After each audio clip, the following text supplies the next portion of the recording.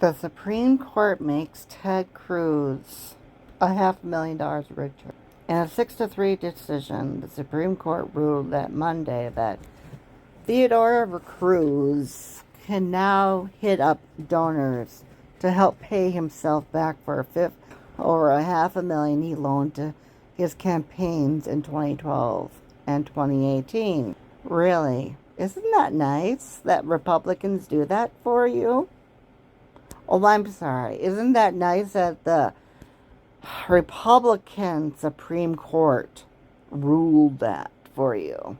Isn't that nice? The court's decision could create a new way for political candidates to finance their campaigns through personal loans and will be paid back later by donors. Interesting. So it's not just the Republicans that can do this. Crib bumpers aims to reduce possible infant deaths. The bill introduced by Senators Tammy Duckworth, Rob Portman, and Richard Blumenthal seeks to reduce infant deaths from padding that could lead to suffocation. Oh, what a baby. Well, that's good. Thank you, Tammy. President Biden and Robert Portman, as well as Richard Blumenthal. Thank you. Florida Governor Ron DeSantis signs a bill banning picketing and protesting outside of private residence.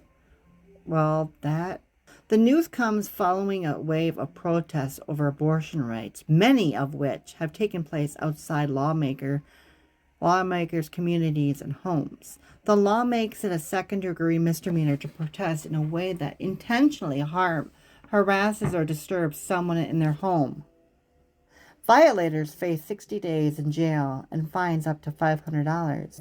I agree with that. Outside private residence? Yeah, I agree with that. I mean, come on. You can literally form, picket and protesting, but not outside of freaking residence. I mean, come on. What the? Elon Musk says Twitter deal off unless company shows proof of fake account data. Oh my God. Really, dude? You're the richest person ever. Oh my God. Look at that face. According to this, Twitter can't move ahead unless the company backs up statements about the number of fake accounts on the platform, which the company has put at under 5%. 20% fake spam accounts, while 4 times what Twitter claims. Could be much higher. My offer was based on Twitter's SEC filings being accurate. Less than 5%. Twitter's CEO publicly refused to show proof of less than 5%. Oh my God. Human remains found in submerged car belonging to former Oregon mayor who went missing 1 year ago. Almost exactly a year after the former mayor of Cornelius, Oregon went missing, authorities say the man's car has been found at the bottom of a river with human remains inside. Oh my God. The vehicle belonging to 77-year-old Ralph Brown was found Friday by a dive crew 40 feet below the surface of the Willamette River in Newburgh, according to the Washington County's Sheriff's Office. The human remains in the car had not yet been identified. Shreveport Magazine wrote, a student is worried about his future after school officials accused him of harassment because he refused to use they to refer to a non-binary classmate who had switched pronouns a month before. Number one, kids are gonna be, I'm not trying to discredit the child, nor am I trying to make light of it. People are always going to be bullied in school. And it's not right. No.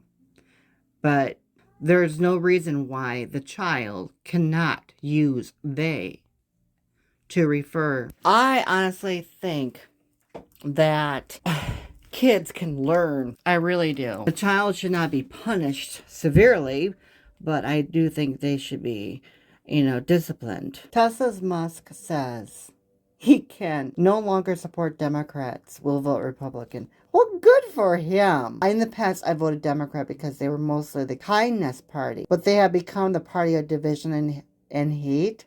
So I can no longer support them and will vote Republican. Dude, you have blinders on if you think that the Democrat Party is full of division and hate. Look in the fucking mirror. As to the Federal Election Commission, deadlocks won't punish Trump. What does that mean? The Federal Election Commission has decided not to take action against former after commission deadlocked over whether his campaign broke the law by masking how it was spending cash during the 2020 campaign. In a letter on Monday, the FEC notified the Campaign Legal Center of the outcome. The nonprofit group first brought the complaint against Trump in 2020, alleging his campaign was laundering hundreds of millions in spending from mandatory public disclosure by routing payments through companies that were tied to this former campaign manager, Brad Parscale. The practice has been long considered against the law, but in recent years, the FEC, which is even split between